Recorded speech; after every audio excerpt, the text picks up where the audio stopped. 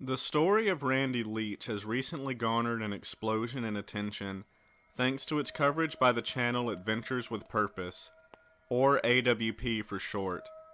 I want to thank AWP for their boots-on-the-ground investigation of the case, and for their collaboration with the experts from Profiling Evil in pushing forward a newly energized mission to bring Randy home, or at the very least, find the answer as to what happened to the Kansas teen more than 30 years ago. As detailed in my previous video on Randy, Randy Leach was a Kansas high school senior who disappeared at a graduation party, along with his mother's car which he drove there. For the full story as best we know it, in addition to anything you may have come across online, please consult my first video on Randy, as well as the AWP videos and live streams. The AWP videos are especially reliable since they interview Randy's parents. After watching and digesting the videos from AWP, I've decided to share some new thoughts on Randy's case. Please note that I have no personal connection to this case whatsoever. Please note also that any theory I have to offer might not have any bearing on the case at all. This video's main purpose is to continue spreading awareness of Randy's case, especially now that it's being actively investigated again. As the experts from Profiling Evil note, in cracking the case we want to stick to facts as best we can, and avoid perpetuating unhelpful rumors. That said, everything is on the table as a possibility, and here's my theory on what happened to Randy, as best I understand the facts. Someone who didn't come up in my original research on Randy, but who might be the key to cracking the case, in my opinion, is a person by the name of Dan Flanagan. I wasn't originally aware that Randy parked at Flanagan's property near the Irwin farm, where the party was being held, and not on the Irwin farm itself. The AWP videos describe Dan as being in the drug scene. My previous research indicates Randy's friend Steve was likewise a drug user, along with his roommate Jim Hadley. Now, Hadley's existence would have to be verified by Randy's parents, or others who knew Steve, as the only two sources I could find mentioning him are a blog post and a video by Case Acquaint. The Case Acquaint video speculates that Jim may have been with Randy in his car after he dropped off Steve at his home in Linwood, which is why Randy bought 2 candy bars and sodas at the gas station he stopped at before the party, the idea being that he was buying for Jim as well as himself. If Jim truly was in the car on the way to the party, then we now potentially have a reason why Randy ended up at that party in the first place. Remember, Randy's mother never thought Randy intended to go to the party. He went out with Steve Daugherty to check on his Mustang, which was being restored in a shop in DeSoto. If Jim remained with Randy after Randy dropped off Steve, it might be that Jim pressured Randy to go to Flanagan's house. Perhaps there was a drug deal Jim had arranged there with Flanagan, if both were users. Jim might not have disclosed this as his reason for wanting to go, however, seeing as Randy was not himself into drugs, and also tried to turn a girl called Teresa away from drugs, according to the AWP videos. Randy might have wandered over to the party at the Irwin house simply to check things out, or maybe he wanted to see someone who was there. Randy's parents confirmed Pam, whom Randy formerly dated, was in attendance, for example. Randy may have also ventured to the party as a form of escape. It's often noted that the details of what happened at the party are a mystery, and it's speculated there might have been some confrontation that was the catalyst for Randy's disappearance. I propose that if a confrontation happened, it didn't need to happen at the party, but could have very well happened on the Flanagan property. Perhaps Randy saw something he shouldn't have between Jim Hadley and Dan Flanagan or others, be it a drug deal or something else. Perhaps Jim, Dan, or someone else ventured to the party, blended in among the party's large crowds, and slipped something in Randy's drink, explaining his off, seemingly drunken behavior that many people at the party reported, despite Randy not being much of a drinker.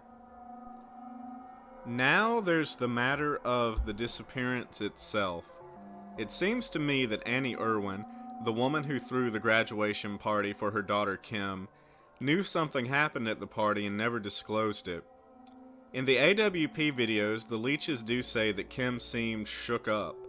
I don't know if Teresa, the girl Randy was trying to reform from drug use, was at the party, but say she was at the Flanagan property when Randy arrived there. If she was dabbling in the drug scene, perhaps that was her reason for hanging out with Flanagan. Maybe she saw some confrontation take place between Randy and the drug users at Flanagan's house. Maybe she reported it to Annie Irwin, or Pam, who also knew Randy personally, or Kim, Annie's daughter. Maybe that's how it got to Annie. Perhaps she didn't know Randy was drugged, but did know he was potentially in danger.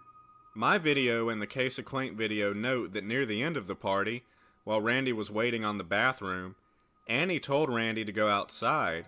If this is a fact, it's possible she was trying to protect him from someone in the house she thought might try to fight him. Seeming intoxicated, Randy might have looked particularly vulnerable, and Annie knew this. The AWP videos reveal conflicting reports about what happened to Randy once he was outside during the final hours of the party. Randy's friend John Burns meant to take Randy home, but Randy couldn't find his keys, so John left to first take a girl home while Randy looked, and came back to find Randy gone.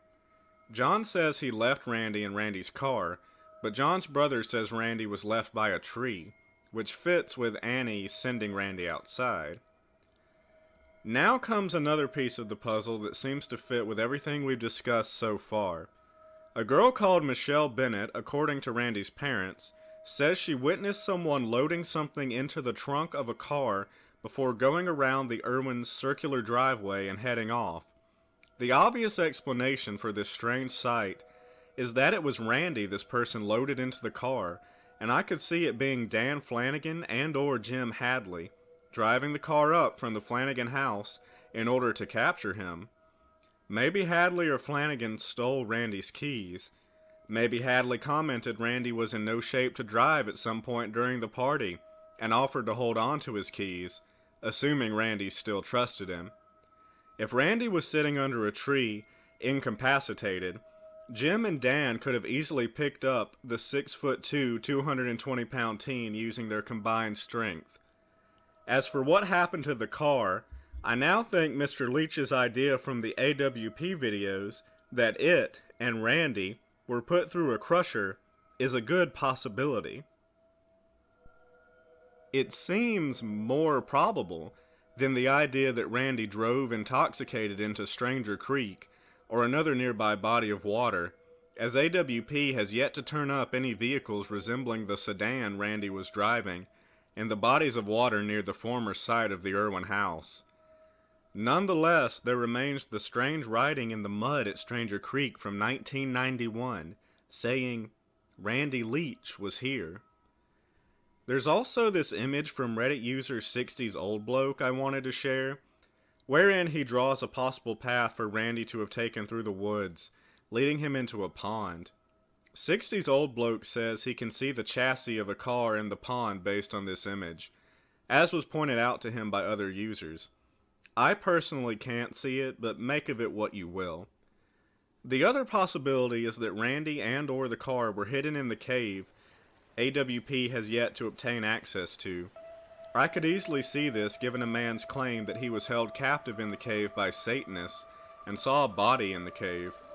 If the man was a drug user, as the police said, then maybe he was associated with Flanagan, Hadley, or anyone else who may have felt it necessary to dispose of Randy because of a confrontation at the Flanagan house. In the cave, the man might have in fact seen what his friends did to Randy. I'm not too inclined at this point to believe Satanism or ritualistic murder is part of this story after all, a possibility I discussed in my first video. Maybe the man was covering for his friends by inventing that story, but was still trying to point the police to Randy out of remorse. Steve Doherty, after all, turned in a severed foot to the police that he found along the Kansas River. Maybe he did so out of atonement. Maybe he believed it truly was Randy's. Maybe he knew Hadley, Flanagan, or unknown other persons might have done something horrible to Randy. Maybe he drove slowly by the Leach's house the morning after Randy disappeared because he was trying to see if Randy made it back. Maybe he did this because he knew Randy was with Hadley and may have gotten mixed up with a bad crowd with which Steve was familiar or a part of himself. Randy's parents in the AWP videos do note that Steve kept looking back as he was driving slowly past their house, as though he was looking for the car. I think the last thing I'd like to address is the fire set to the Irwin house, and also to the Leach's new car. I think Annie Irwin may have realized she was responsible for Randy's disappearance once she realized he was gone. Since the house was cleaned up quickly, perhaps she was trying to pretend the party had never happened. Being she was pregnant, maybe she was concerned about her baby's future if she ended up implicated in Randy's disappearance. Being new to the area, she might not have known of the shady characters around her at places like the Flanagan house. Mrs. Leach's story from the AWP videos that Annie offered her a beer when she asked where her son was comes across as callous, and it might have been a diversion, a way for Annie to protect herself. Given that the AWP videos reveal the Irwin house burned down 2 months after the party, I now don't think Annie burned it down herself. Rather, I think she took herself and her family back to Kansas City from whence they came, in order to separate themselves from the Randy Leach case altogether. I think someone involved with the disappearance burned down the house for good measure, in case any evidence lingered there. It is a confirmed arson after all. Gasoline was poured in the hallways.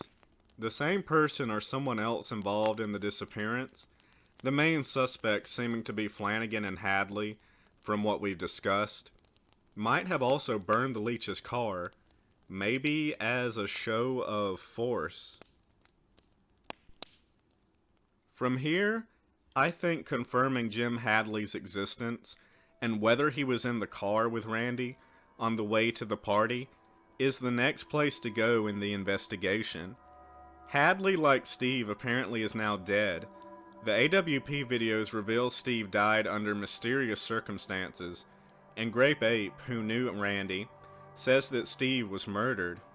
If that's the case, it would appear that Steve and Hadley were killed because someone believed they might confess what happened to Randy and wanted to keep their mouths shut. But again, this is all simply conjecture. The investigation also might try and get more information from Annie Irwin, if she's still alive, or Flanagan, though he's currently in jail for murdering his girlfriend. Even John Burns might be questioned again to confirm if he really did leave Randy in the car before driving off to take someone else home, or if Randy was actually left under a tree. Of course, it might be that Randy first was taken to the car, emerged and went back to the house, and then ended up back outside after Annie Irwin sent him out, as the Case Acquaint video speculates. Either way, someone who had Randy's keys could have easily placed Randy in the trunk and taken it off, and Michelle Bennett's account seems to describe just this. So that's my take on the Randy Leach case, given the new information we've received from the AWP videos. Like I said, this may not have any bearing on the case whatsoever, and I don't claim that I've contributed to solving the case in any way, shape, or form with these thoughts. The purpose of this video, again, is to continue to spread awareness of Randy and keep his case alive in people's minds. In the description, you can find a link to the GoFundMe page dedicated to finding Randy. Please consider giving if you are able. I'm also linking to the Facebook page dedicated to Randy, as well as the website, in case you have any information. I originally covered Randy simply because my channel is about sharing horror stories, true and fictional, and I thought his case was interesting. But now that there's a possibility that he will be found, continuing to tell his story and contributing anything you can to ease his parents' decades-long pain is of the utmost importance.